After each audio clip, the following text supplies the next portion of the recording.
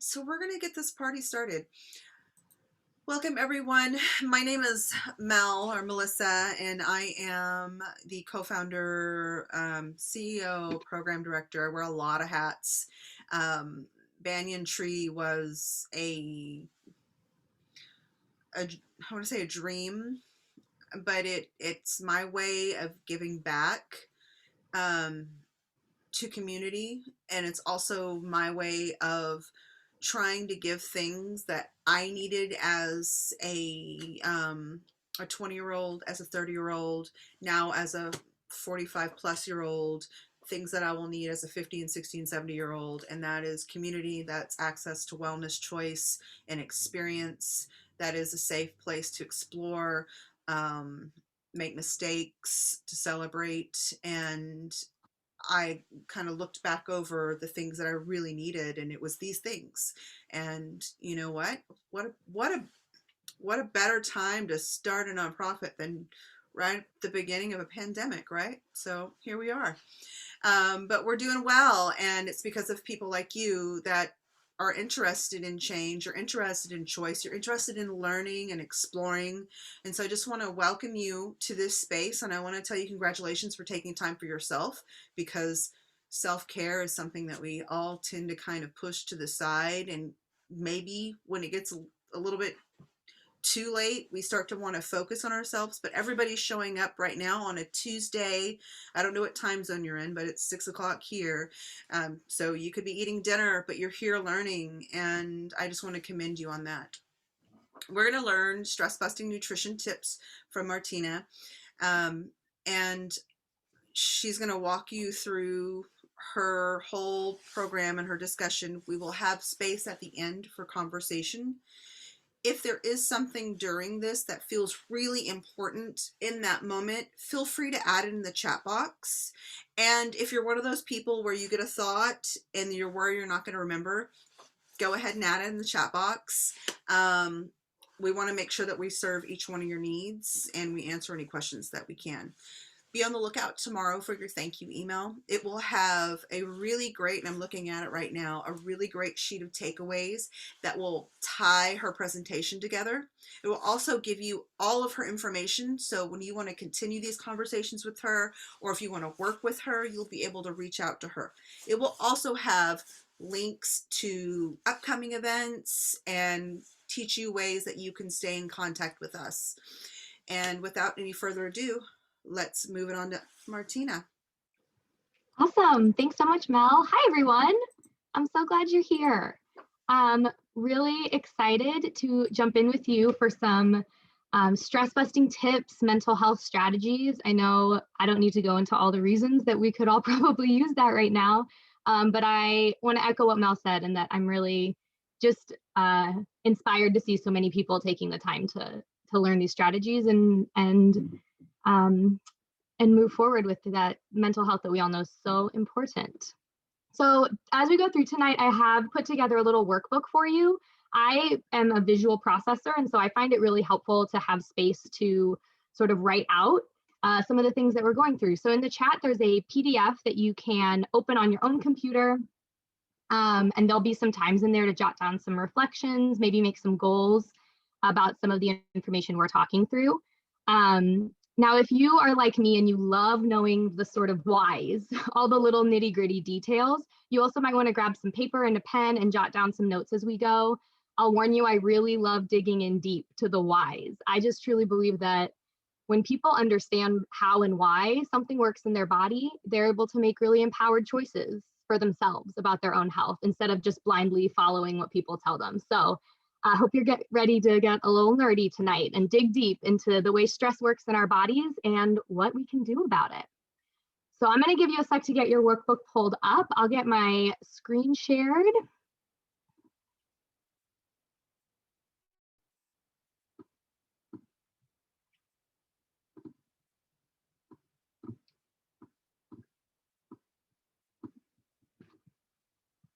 And we are going to jump on in. So before we get too far, I do just want to direct you to the disclaimer on the screen. I am not a medical professional. And I'm not here to diagnose or treat any condition, especially when we're talking about mental health. It's really important to get support that you need from experts in their field. I'm really just here to offer you one more tool to keep in your toolbox for supporting your own mental health and giving you the power to do that from home with your own food. Yes, Jen. Mel, do you mind sending that link one more time? Thank you so much. Perfect. So you may or may not have ever connected before that your food impacts your mental health. If you've ever been stress eating, you probably recognize that there's some connection. But when we think about it, it really makes a lot of sense. But a lot of mental health professionals, to be frank, are just not talking about this connection, and it's crucial. We know that stress and mental health are just intimately impacted by each other. And all of our body systems are impacted by the food that we eat. So it really makes sense that this connection exists and that we need to talk about it.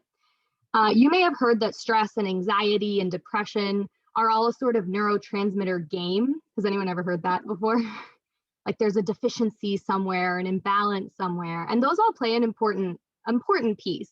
But that sort of neurotransmitter deficiency is really simplistic, and there's much more to mental health than just boosting one neurotransmitter or another.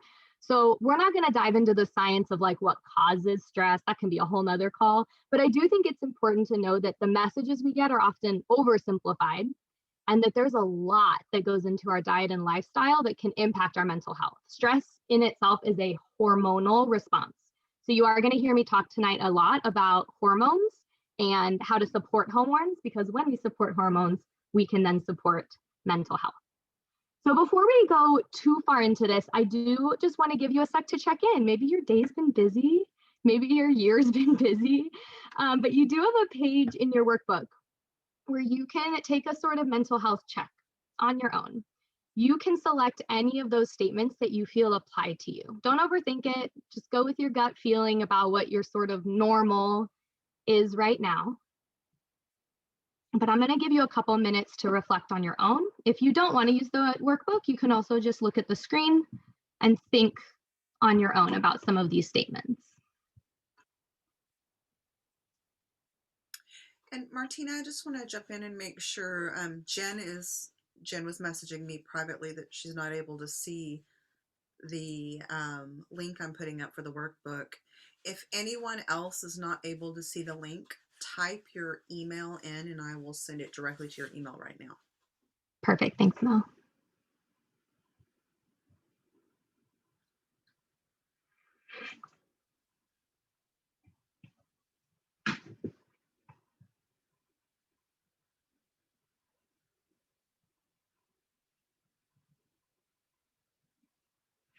If you're having any insights or reactions to any of these statements that you're processing through, feel free to send it in the chat. This is a safe space we can process together. Things that you know you're wanting to work on, or something you read and you're like, that's me right now.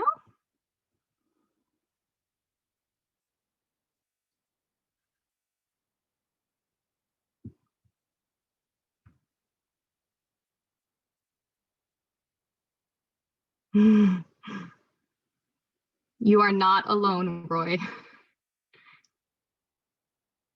Yep. But how many of these things have we sort of been conditioned to believe are just a normal part of adulthood and that we should just accept as normal?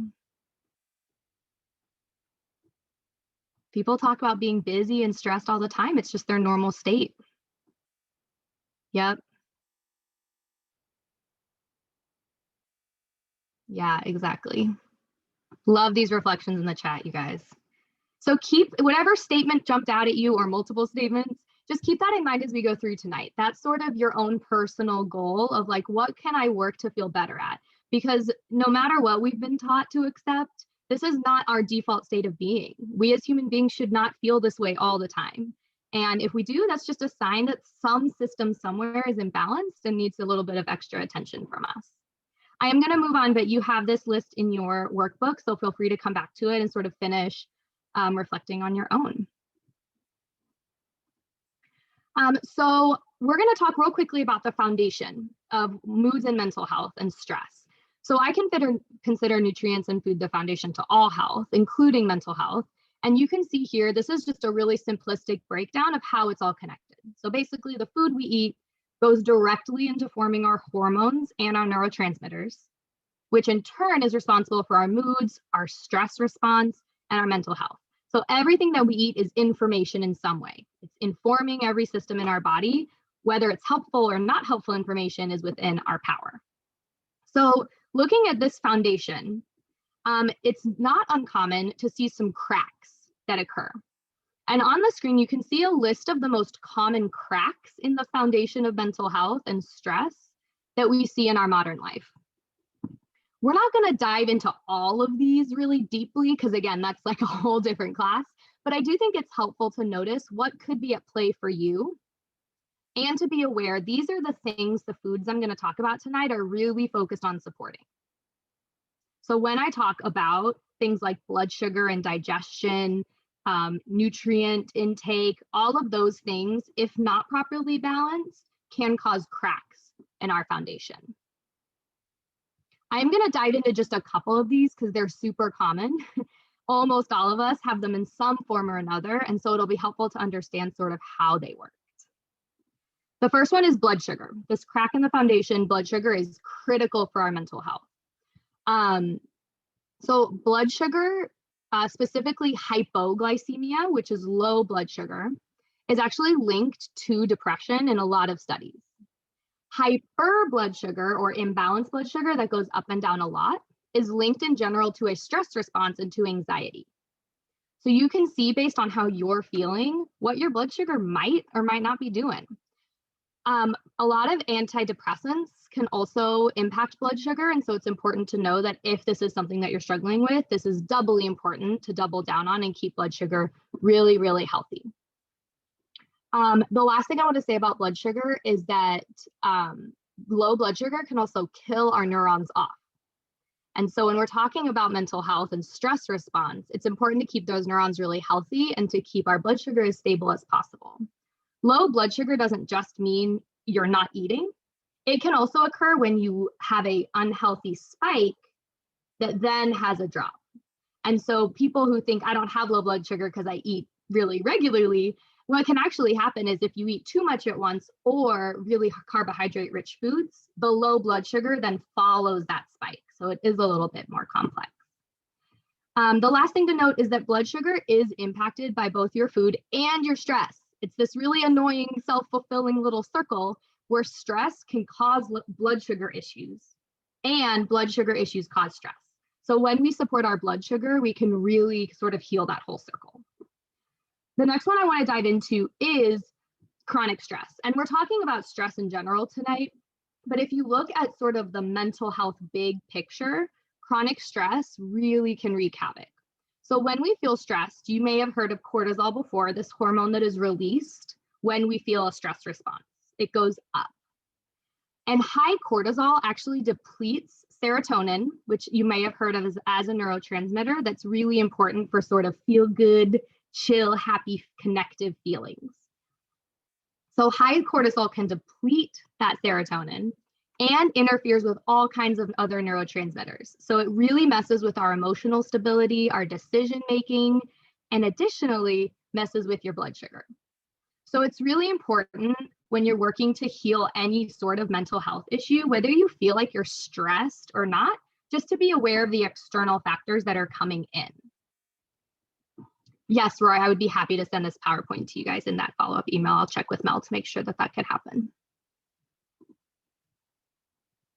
And then the last one I want to dive into are these nutrient deficiencies.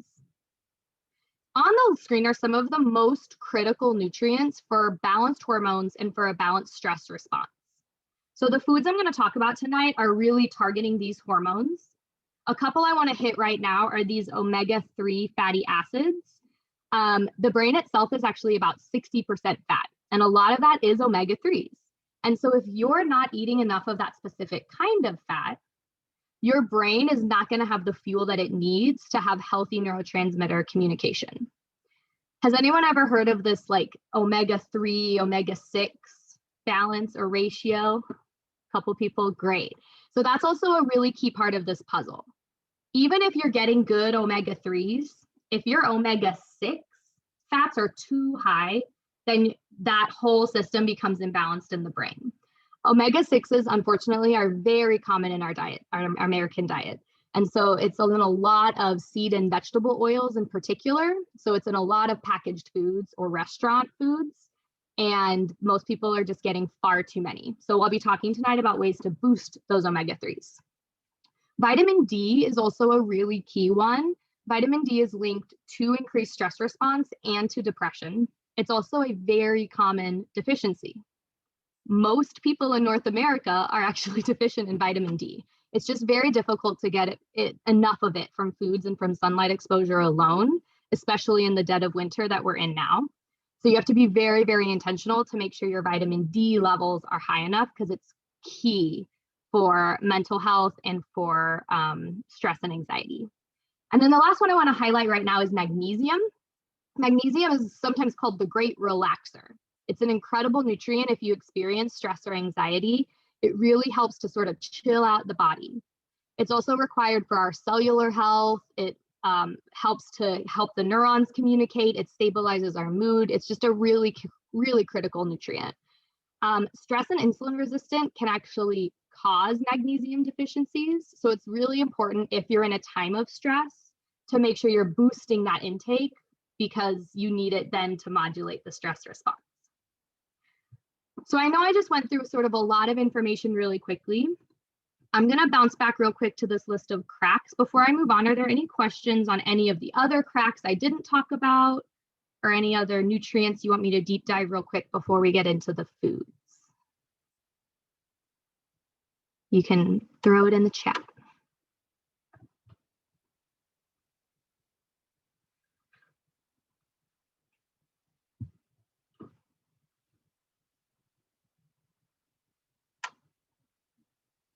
Yes, perfect. Let's talk about digestion and adrenal fatigue. Actually, absolutely. Digestion, I'm going to deep dive here in a couple slides, Jen. So if I don't come back, or if I don't answer your question, make sure you flag it for me again. But let's talk about adrenal fatigue now before I move on.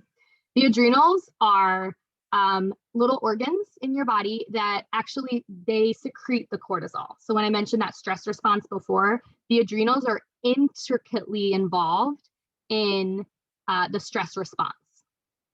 And so what tends to happen is if we get very, very stressed, our adrenals are constantly boosting that cortisol out and other stress hormones, constantly boosting these hormones out to the point where our body starts to become sort of resistant to the response. It's like if you're in a really loud space and you eventually just sort of get used to the sound.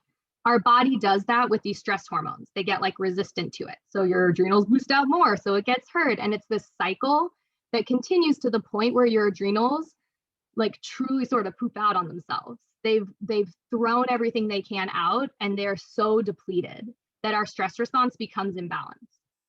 If our adrenals become depleted, all of our other hormones, like our sex hormones, all sorts of things that modulate our mood and our energy, are then impacted. So yes, exactly. And so when the adrenals are going and we're in that sort of fight or freeze mode, it's really important to be able to modulate that back down to what's called the parasympathetic nervous state, where our body feels safe enough to communicate normally. Because when we're in that fight or flight mode and we're stressed about something, our body is responding like it's a life or death situation. That's what our hormones and our stress hormones, that's what they were designed to do, to keep us alive if we were in danger. Most of us aren't in danger for our life every single day. And so that response ends up being blown out of proportion, and our system becomes imbalanced because we're in that response so often. So a lot of the foods I'm going to talk about will boost your adrenals and sort of strengthen them to have a healthy response if they've been stressed and are starting to get depleted. I hope that answered your question, Roy. Awesome. Well, we will talk about digestion here in a second, because that one is critical. And so critical that I consider it one of the basics. Here you go, Jen. So before we jump into specific foods, these are sort of my pillars. If I'm working with someone with really high levels of stress or mental health concerns, these are the basics that we focus on. Number one, you need enough protein. Protein is going to keep your blood sugar stable. Your amino acids actually build the hormones and the neurotransmitters. So if you are lacking in certain amino acids, you're just not going to have the building blocks you need to make healthy hormones and healthy neurotransmitters, which you can imagine will really mess with your mental health. I will note that vegetarian diets are actually associated with increased depression and anxiety. And that's not to say that you have to eat meat to be mentally healthy, but it is to say that you need to be really intentional about getting enough protein and getting enough variety so your amino acid bases are covered. Because if you're only eating one source of protein, you'll be lacking some of those amino acids you need for other hormonal systems. The next building block then is healthy fats, also critical for healthy blood sugar, and really important to build our hormones and our neurotransmitters. So fats and protein work together to build those structures in our body. The amount of protein and the amount of fats you need every day is actually pretty individualized. So that's something that I work with one-on-one with my clients. It really depends on your health history, your health goals, your activity level, all kinds of things. So I wish I could give you a one-size-fits-all answer, but we are all so different. But if you are worried you're not getting enough, I highly recommend you work with a nutritionist or nutrition consultant to sort of get some personalized examples there. So healthy fats, quality is going to be really, really important here. So if you are eating animal-based foods like dairy or fatty meats, it's really important to go with the highest quality you can afford.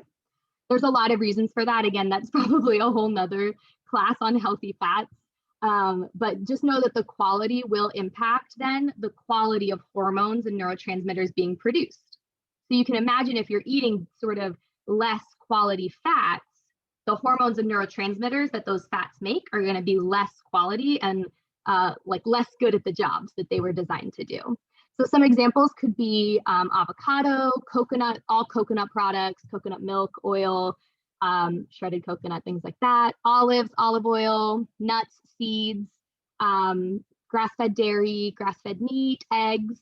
Those are all really excellent options. We're going to see some on our list and a handout that you'll be getting here in a little bit as well. And then the third pillar of stress-busting health is this gut health down here.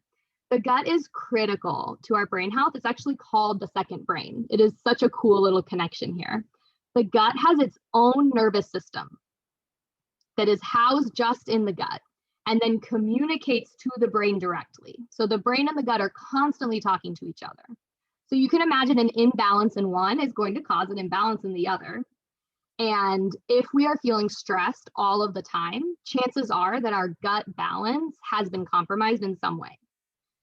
This is another little self-fulfilling circle where our gut health can cause feelings of stress. Like even if everything in your life is perfect, there's nothing external that could cause you stress.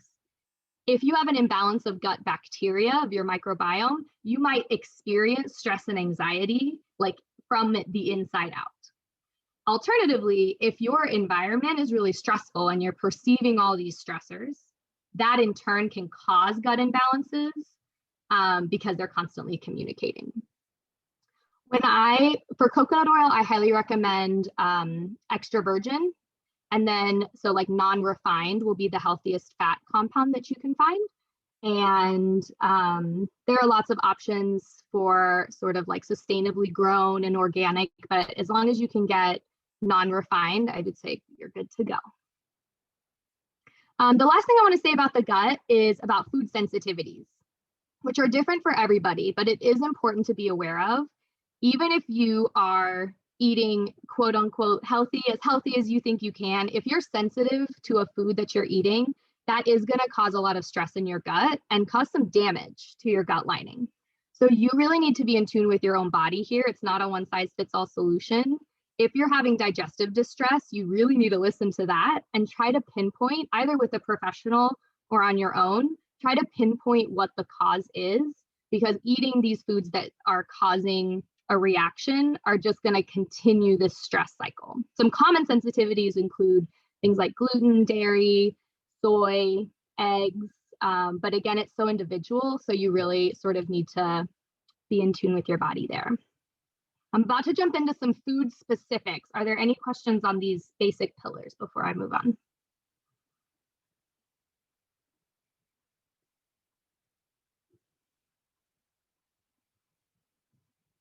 Awesome. All right, let's find some foods. So I have 10 power foods we're going to talk through. On the screen, you can see your first 5.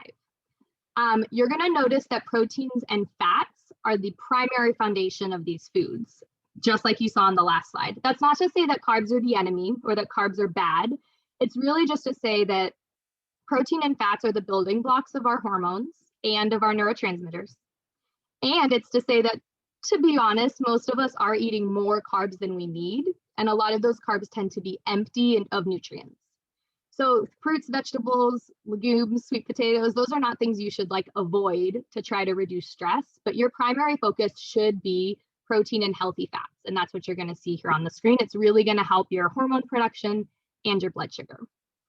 So I'm going to just list off just a couple of like the key pieces of these foods that make them a power food for our brains. It's not a complete profile of why this food rocks. It's just like a headline overview of what makes this food excellent for our stress levels and our mental health. So eggs are very high in both protein and healthy fats, specifically that omega-3 fat that I mentioned before that our brain is made up of. They're also one of the best food sources of vitamin D, which I mentioned is really hard to get through foods. So regular eggs is a really excellent thing to include. Salmon, again, really high in fats and proteins, specifically those omega-3 fats. Wild caught will be best for the omega-3 fat content because farmed salmon tends to eat a different sort of diet, and that means that they have a different fat makeup in their body. It tends to be a little bit more inflammatory. So getting wild fish is always best. Pumpkin seeds, again, healthy fats are awesome. They're also very high in zinc and in magnesium, which were on that like nutrient power list we saw before. Flax seeds and walnuts are both really high in omega-3s and in B vitamins. B vitamins are critical for our brain health, and low B vitamins are linked to both anxiety and depression. So really important to boost those. And then our next 5 foods on the screen for you are these leafy green vegetables, things like kale, bok choy, spinach, like mustard greens, collard greens, all those nice leafy greens are really incredible. They're very high in B vitamins, in magnesium, so that relaxer nutrient, and also really high in vitamin C. They can really help with the neurotransmitter communication and sort of general inflammation in the body, which is part of that stress response. We get stressed and we need things to help calm us down. Bone broth, very, very high in protein and amino acids, but it's also very healing for our gut. So if you are, really everyone should be supporting their gut in this way, but especially if you have any sort of digestive distress, or you're worried maybe there's something you're sensitive to or you're healing from, including things like bone broth are going to really help you to rebalance the gut and its connection to the brain. Chocolate is really high in magnesium. I know, you're welcome. Who says eating healthy isn't fun?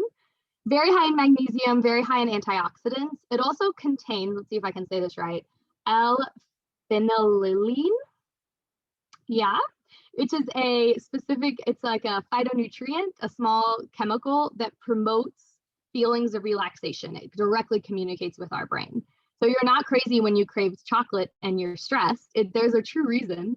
The key here is to go for the highest quality you can find. I usually recommend 70% or above, because you'll see here in a moment, sugar is not going to be your friend when you're stressed. But if you can get the sort of dark, rich chocolates, those are going to be great.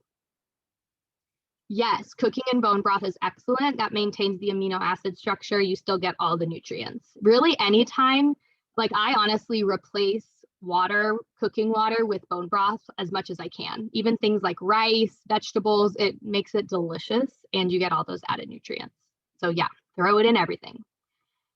Dark meat turkey is one that I find really interesting, but it first of all is a great source of protein, but it does contain a specific amino acid, tryptophan. Tryptophan is really important for brain health. The brain really needs this specific amino acid.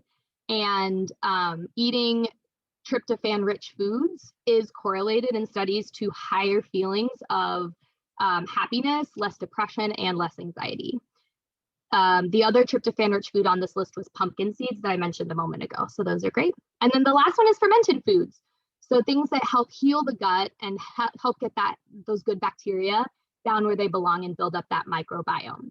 So some examples of fermented food could be sauerkraut, kimchi, yogurt, full fat yogurt if you can get it, kombucha, kefir. Those are all really excellent options. Anything sort of, bitter and sour and fermented, really, really great for the gut. Yes, it's great for quinoa too. Awesome. Any questions on any of these power foods before we move on?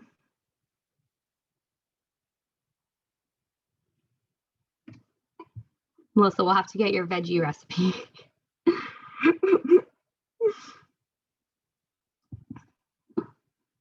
Perfect. So I'm going to move on here in a moment to some foods that we're going to try to avoid. But before I do, I know I've thrown a lot of information at you. So I just want to give you a second to sort of process on your own. You have some space in your workbook where you can just think on your own. I want you to think about any of these power foods that you're already including frequently.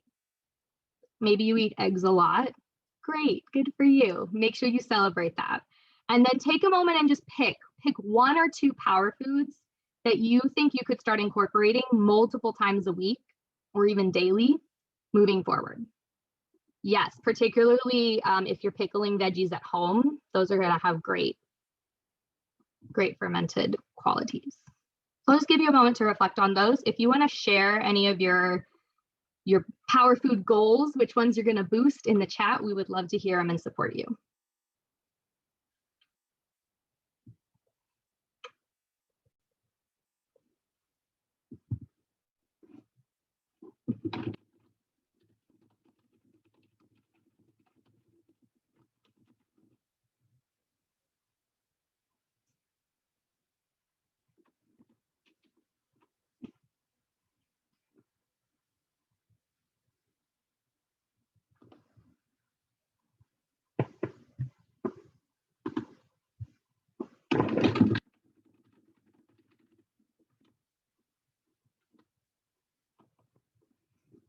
Yes, really great question. Flax seeds are very hard for our body to break down if they are in their whole form. So it's much better if they're ground. It's even better if they are freshly ground. Once they're ground, they start to break down and lose nutrients. So I actually buy flax seeds in bulk. I keep them in the freezer so the nutrients stay really stable and they don't start to break down on me while I go through them. And then I grind just enough for a week or 2 and keep those in a cool, dry place, but the rest are frozen so they stay fresh. Yes, to bone broth.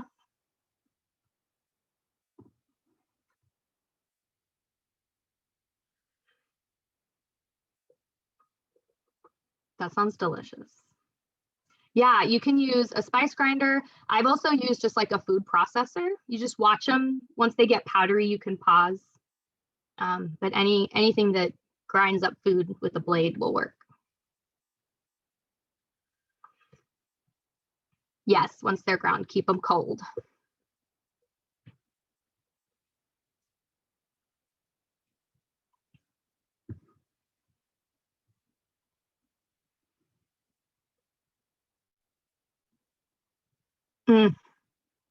You guys are making me just want to make a whole little recipe collection of power foods. That'll be our next class.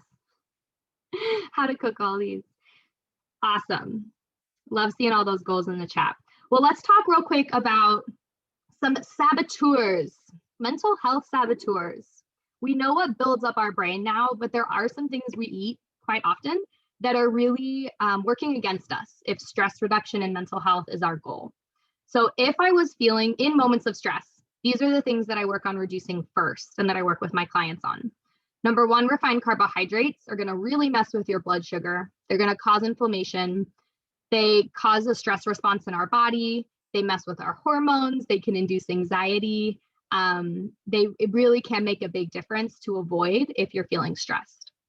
Gluten is not a necessity for everybody to avoid, but I will say it's inflammatory for many people and that it's especially linked to anxiety disorders. So if you're someone with a history of anxiety, I personally think it could be worth experimenting with avoiding gluten for often you need a few months, like 3 to 6 months to really let the body heal and see a difference, but that can be game changing for some people.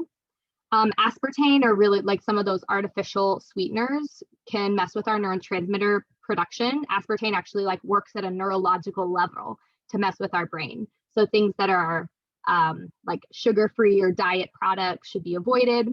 Trans fats or like hydrogenated vegetable oils, there's really just no safe level of consumption for those. Just avoid them as much as possible. They're going to cause damaged fats and cause a whole chain reaction of inflammation and stress in our body. Sugar kind of ties into those refined carbohydrates. You're going to have a similar impact. Alcohol is a neurotoxin, so it's going to disrupt our neuron activity. It also disrupts the detox systems in our body, where we're detoxing all these excess hormones and neurotransmitters that are important to keep balance. So if we are consuming alcohol, we're putting that detoxing above detoxing things like excess hormones, and that can cause some backups and some issues. So I would just be aware if you're having one of those stressful weeks or days, reaching for that glass of wine ultimately is probably going to make you feel worse. Again, not something you need to avoid 1,000,000% of the time, just something to be aware of in times of stress. Anything you're sensitive to, it's really critical to sort of pin down. It can cause that digestive distress we talked about. And then conventional meats and dairy. So what I mean by that is things that are not the sort of organic, certified, grass-fed, high quality animal products. The issue with these conventional products is that they are very high in those omega-6 fatty acids that we talked about. And so that's going to continue to cause that imbalance in your brain fats and in the fats that your brain needs. The other issue here is that the animals themselves are exposed to synthetic hormones, pesticides, chemicals, all sorts of things that are going to disrupt our own hormonal system. And hormones are the basis of our stress response. So whenever possible, buy the highest quality you can afford, it really will make a difference. Yeah, so canola oil is considered a vegetable oil and is not an oil that I recommend using. I highly recommend olive oil, coconut oil, or avocado oil would all be more nourishing. Sensitivities can be hidden, Roy. They can be sneaky. Or sometimes they cause things you wouldn't think they would cause, like headaches you wouldn't necessarily link to a digestive issue, but can be a really common symptom. So elimination diets, short-term elimination diets can be helpful, but if you want to sort of like nail down a sensitivity, I recommend working with a professional. They can really help you sort of pinpoint that with the least amount of like wasted effort and time, because it can be tricky. Yes, grapeseed oil, again, is one that I would probably avoid.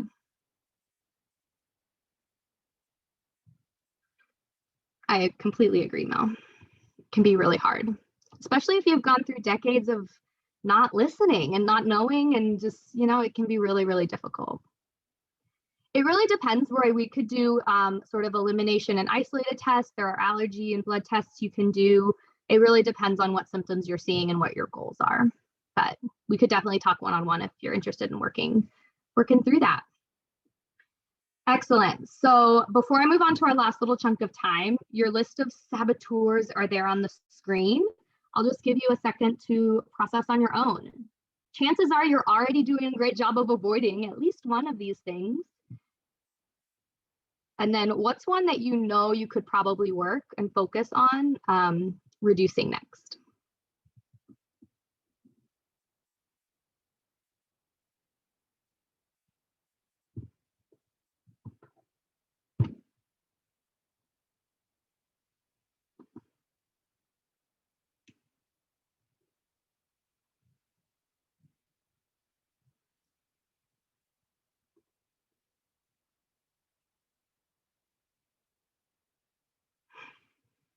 Isn't it funny how when we're stressed, our body seems to crave things that we know aren't what our neurotransmitters and hormones need?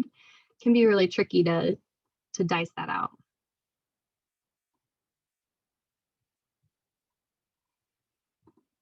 Yeah, sugar is very difficult.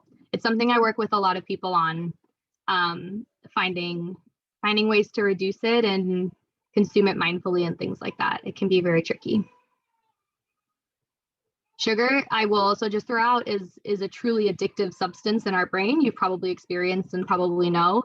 And so it can, if you're someone that's like, I know I need to, but it's so hard, it can be helpful to either work with someone for support or even to do a sort of cold turkey, 1 month pause on everything sugar and sort of reset those neural connections that are crying out for it. It's hard. Love seeing those goals. It's tricky. It's also not all or nothing, y'all. It's really not. It's all a spectrum of what can I do right now that's gonna, nourish my body and nourish my brain. And if you're on vacation and not experiencing stress, maybe you're not as stressed out. Maybe you're not as concerned about avoiding the gluten or the sugar because you're not in a stressed state. You can sort of handle it. Oh, I love these questions. I would say raw organic sugar is better than sugar substitutes. I actually have a blog post on my website of different forms of sweeteners and which ones to avoid and which ones are sort of better. The reason raw organic can be better is because it does have some trace nutrients in there versus white sugar or artificial sugar is like sometimes really processed, bleached, stripped of nutrients. So in general, I say go as whole form as you can, but I encourage you to check out my blog post on my website. That could help.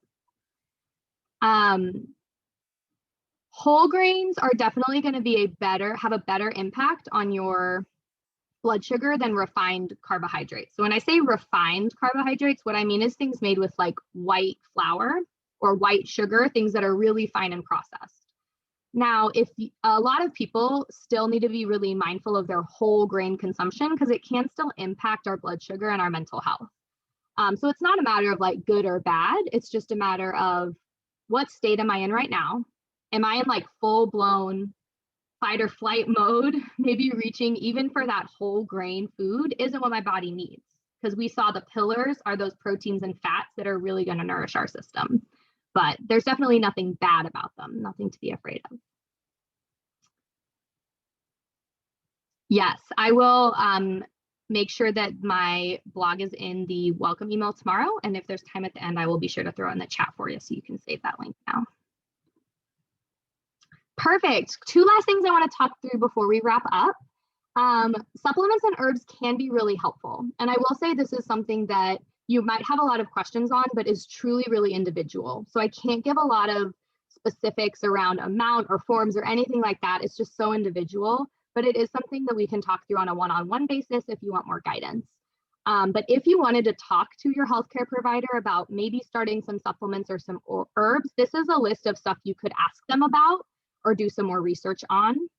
Adaptogenic herbs specifically, that first one on the list, are really incredible for stress management, are generally pretty safe. They support our adrenal glands that we talked about earlier. They help to reduce inflammation. They increase our energy. They help us sleep. They're just really, really incredible. So if you're in a stressed state, that is definitely something you could look into. And then the last thing I just want to touch on, we can't leave without talking about our lifestyle, honorable mentions, because you can do everything right from an internal point of view. But if we're surrounding ourselves with these like stressors, the things that are causing us to be stressed, it's just going to continue to sort of spiral. So again, this is probably a whole nother topic, a whole nother night we can dive into, but do take a look at this list. Just notice if there's something that you know could be continuing to cause you stress. Now, when I say stress management, what I mean is those strategies like mindfulness and breathing and things like that. Everything tonight is stress management, but specifically those sort of like mindful responses to the environment around us.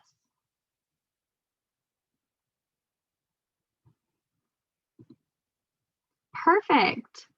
So as we wrap up, we do have a few more minutes for questions, but before we jump into those, I just would really love to stay in touch with all of you. moving forward, so you will see in the email tomorrow, and I'll shoot out in the chat, there's a link for my email list. I send out an email a few times a month on various topics that we deep dive together. I try to make them really clear, really actionable, but also diving into these like whys and the details that I love. So if that's something you would enjoy, I will send that link in the chat, and you can also check out that email tomorrow. And then the other thing I'd love to let you know about is this health membership that I run. If you enjoy this kind of conversation and this kind of workshop, this could be a great option for you, because we have 2 of these a month with my members, with even more time for sort of one-on-one support built into those. So this membership is an online community based on building lasting health and wellness, specifically meant for sort of women's hormones, fertility. We talk a lot about pregnancy and postpartum as well. So if you or someone in your life could really benefit from that kind of support and community, we would really love to have you. And then I am also really active on Instagram. So you'll see this in the email tomorrow, but I'm at Balanced Beginnings Nutrition. Feel free to come check me out over there. And if you are going through all of this and you're like, man, I just know I need that one-on-one support. I need to deep dive these food sensitivities, whatever is happening with you, I would love to support you one-on-one. We can really dive into your health history, your lifestyle, your diet. And I can also be really helpful and supportive with keeping and building habits, which is half of the struggle sometimes, knowing what to do and then actually making it happen. So for the rest of February, I'd also love to offer you all a 15% off of all my coaching services. If you would like to work one-on-one, this could be a really great time. And that information will be included as well. So that's all I have for you. We have a few more minutes if you would like me to backtrack to any slides to take another look at or have any more questions. And I just wanted to jump in real quick and just remind everyone that this, Martina definitely does practice, it says Vital Women membership, but all allies are welcomed into this space, always within Banyan and always within our practitioners' worlds too. And I know a lot of men seem to almost disconnect when we say hormones and almost always think of like PMS and whatnot. But hormones are the basis of all of this. Like it's so vital to get that reconnection to your body. We were having this conversation online about your language of your body and reconnecting and starting to understand that language. And a practitioner like Martina is a perfect person, whether you're female-centered, male-centered, non-binary, she can support that. Lots of thank yous in there. Lots of thank yous. I will add the ability to unmute yourself if you want to ask questions. It's right there. I just added that if you have anything you want to ask specifically. Rosabelle, I see your question about coconut oil. That's a great question. There's a lot of sort of misinformation out there around some of these healthy fats. And I could probably talk for the next hour about it. But what I will say is that saturated fats are not something to be feared, even when it comes to our cholesterol. And we're learning more and more that dietary cholesterol, so like eggs or red meat or coconut oil, actually does not impact our blood cholesterol negatively at all. Blood cholesterol is impacted much more by things like those refined carbs and sugar. So if you're worried about cholesterol, those are the things I would avoid first. Coconut oil is not something to shy away from. Yeah, I definitely think we're going to see the same thing that we saw when the powers at large decided that fat-free or sugar-free wasn't the way to go after so many years of scaring people into sugar-free and fat-free foods, and then trying to like reverse that. It's really hard, especially with older generations that live through that whole fear time. So healthy fats is, I think, the next thing that we're going to see the medical communities coming out and saying, you know, we were wrong. Mm-hmm. Do more of this. Yep, I agree. All right. Well, we'll do one more call for any additional questions. And if there aren't, oh, let's see. Oh, just lots of thank yous. Love that. I do have that blog post on sweeteners that I'm going to throw in the chat for you as well if you want to check that out. Yeah, sweeteners are a tricky one. Yeah. Lots of misinformation. I think in the end, guys, it's so important that you take these kind of opportunities to explore and open your mind. And maybe all of it is too much to process at once, but you're going to receive takeaways tomorrow that'll give you a really good starting point. Martina already said if you want slides, you can have the slides. You have access to reach out to her. I tell you, I found her because she is very active on Instagram and social media and within her website and her community. And it's always valuable information. That's what I look for in practitioners. So, do yourself justice and start to follow her and just check in, because she gives bite-sized, important things to think about and actions to take away. And I think that that's what's really important, is we can sit and we can hear all the ins and outs, but we have to have these little actions. And this whole presentation were little bite-sized actions that you can do to take one step closer to a healthier version of yourself. And the last thing I want to add too is that if you're trying to eat healthy is stressing you out, you're it defeats the purpose. So if you're walking away from anything feeling overwhelmed or suddenly seeing the dangers in everything or overthinking everything, I just encourage you to take a deep breath, one step at a time. Like I said, it's not all or nothing. It's all a spectrum. It's all situational. It's all individual. So just come at it, please, with a place of sort of grace and balance, and like, what can I do with what I have right now? And like, what choices can I make, and things like that. Yeah. That's a great question about teas. What do you think? I love teas. I love teas as support. Herbal teas can be incredible. Some of those herbs that I listed on the slide can be found in tea form that are really easy to consume. And a lot of teas that you can find in the grocery store are great tools, but also like really safe to use. So yeah, and adaptogenic teas, which you're seeing more adaptogens available in grocery stores and whatnot now. So it's good to test those out. Oh, lemon balm. Oh, and chaga. Both of those are incredible. Boom. For stress especially. Go to town. Yes, all you want. All you want. Sounds like you got it. You got it. Collecting too much information and never taking action.